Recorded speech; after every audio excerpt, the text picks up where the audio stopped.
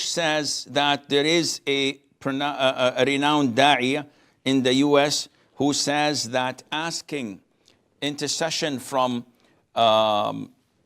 dead people or from graves is not a shirk by itself, yet it is a means of shirk, and that it would be prohibited, haram, but it is not shirk. Unless the person who's asking for such intercession has the intention to call them as gods.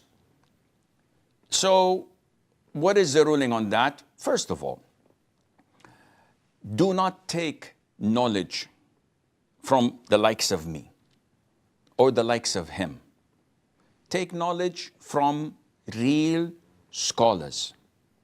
This quote unquote renowned scholar, he's a Daee.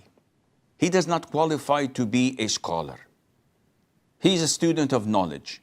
So there are so many of us. We are fortunate to be famous because Allah has blessed us with this gift, and after that with the media. Had it not been to Peace TV, Huda TV, Zat TV, Islam Channel, Iqra, etc., and the social media, nobody would have known anything about us. So I'm telling you this, when you want to take knowledge, proper knowledge, especially when it comes to Aqeedah, don't go to Tom, Dick, and Harry. Don't go to people who keep on switching in the books of the Salaf. They reported that Imam Malik ibn Anas was approached by a man of the people of innovation. So he said, stop, Imam, let me debate with you. So Imam Malik had some time on his free time. So he said, okay, then what? So the man says, if I beat you in my argument, in debate, you follow me. And if I don't beat you and you beat me, I follow you. So Imam Malik says, okay, let's assume I followed you and you beated me. Then we both met someone who debated with us and he beated us. So the man says, we follow him. He said, my son, the religion of Allah is one. And I see that you keep on hopping from one religion to the other. This is not Islam. So those who adopt for most of their life a particular opinion, then they change to a second opinion. Well, give them some time and they will change to a third opinion. Are these people worthy of being followed in matters of Aqeedah? Definitely not. Now, Mehwish says that it's permissible. I doubt he says it's permissible. I would suggest or presume that he said it is not shirk, but it is prohibited. Because if he says that it is permissible, then he would have gone to the dark side, which is the super Sufis who believe and worship truly the graved people. But he thinks that it's a sinful thing, but it's not shirk. And why would someone say that? Nowadays, we are in an era where people compromise their religion. So in order to gather as many people around us and to gather as many followers, being a tolerant person, advocating of tolerance, being okay with all strands of the society, they compromise their own religion. So they try to walk a very thin line. And they say we cannot label people as mushrik because there's so many of them. Well, Allah Azza wa Jalla labeled them in the Quran when he said, وَمَا يُؤْمِنُ أَكْثَرُهُمْ بِاللَّهِ إِلَّا وَهُمْ مُشْرِكُونَ. The vast majority of them, of the people, the inhabitants of earth, would not believe in Allah except while committing shirk. What is their belief in Allah Azza wa Jalla? It's the same belief of the pagans and the idol worshippers. Are you serious? Yeah.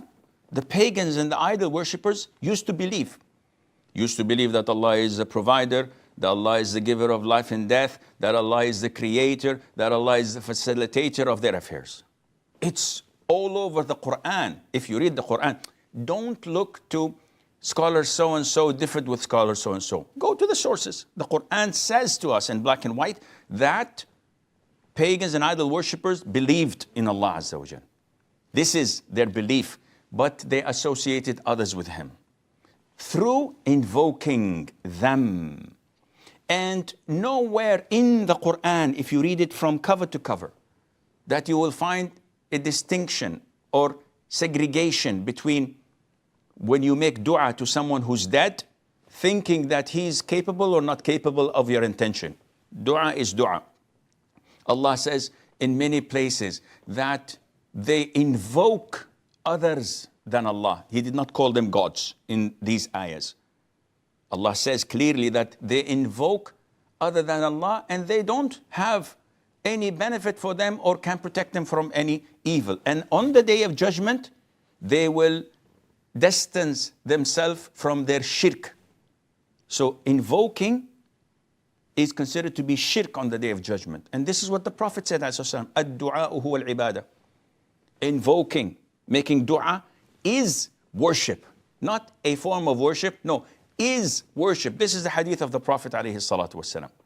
So if you go to the disbelievers, to the idol worshippers, at the time of the Prophet ﷺ, none of them would say to you that I am worshiping this idol because I believe that it creates, it gives life and takes it.